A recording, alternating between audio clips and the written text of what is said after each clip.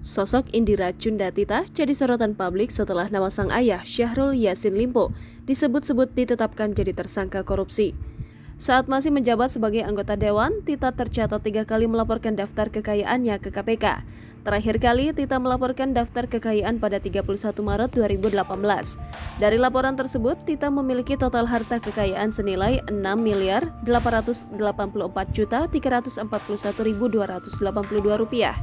Aset berupa tanah dan bangunan menyumbang sebagian harta kekayaan Tita, yaitu 5.160.962.000 rupiah.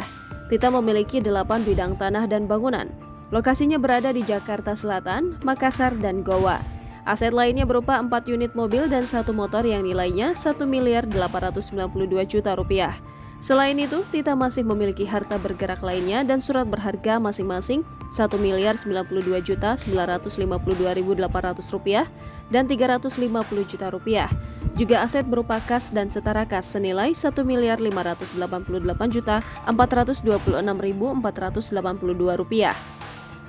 Bila dijumlahkan kekayaan yang dimiliki Tita sebesar 10.084.341.282 rupiah.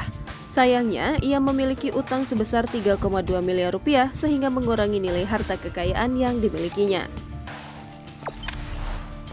Jangan lupa subscribe, share, komen, dan like ya!